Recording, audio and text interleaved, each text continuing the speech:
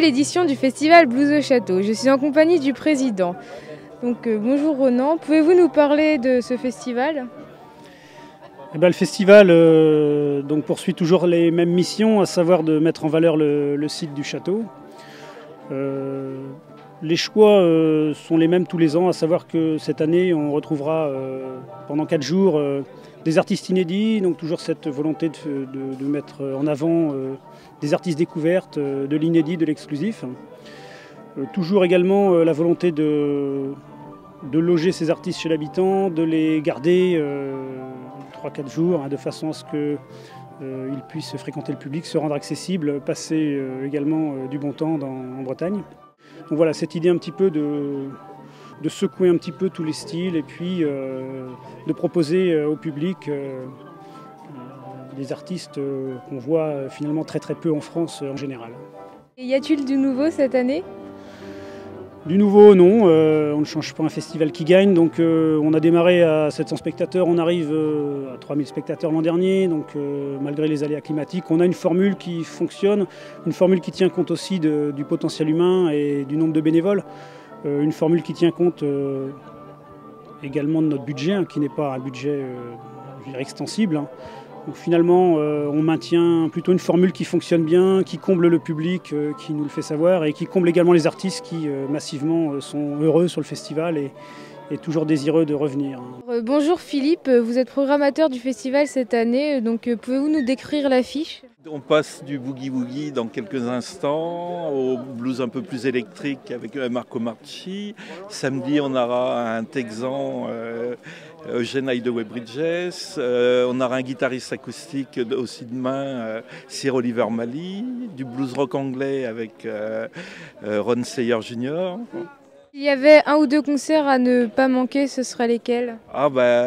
Tout est intéressant. Le concert du jeudi est passionnant. Du boogie-woogie, ça va être très chaleureux. Eugène Hideaway Bridges, samedi et dimanche, qui sera intéressant. Kristen Ten, une belle voix. C'est un concert vraiment très attendu. Sir Oliver Mali demain. Ron Sayer, le blues anglais, qui est excellent.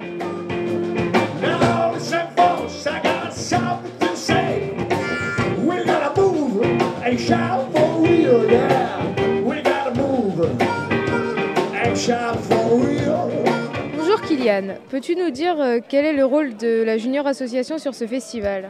Donc la Junior Association monte un camp pendant 10 jours, avant, pendant et après le festival, pour monter les différentes scènes des concerts.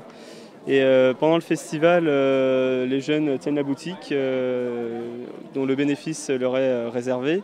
Ils aident aussi à la restauration, ils complètent l'équipe adulte et ils s'occupent aussi de la sonorisation, des lumières et de la web TV. Il paraît que cette année, les juniors ont réalisé un film, peux-tu nous en parler ? Tout à fait, donc nous avons monté un film en partenariat avec la Junior Association L'Encre de nos rêves de l'Oudéac et le CAC Sud 22. Racontant l'histoire du château de la Chaise, de sa construction au XIIe siècle jusqu'à aujourd'hui. Après le festival, il sera publié en ligne sur YouTube et sur la page Facebook du festival.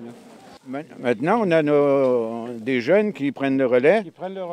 Une nouvelle génération qui arrive. Évidemment, certains redoublent. Là, comme aujourd'hui, par exemple, Norbert risque de redoubler. Mais bon, on va se réunir pour en parler. Retrouvez-nous également sur le site bluesauchâteau.com où vous pourrez découvrir les concerts, les coulisses, les interviews d'artistes et les moments forts et inédits du festival.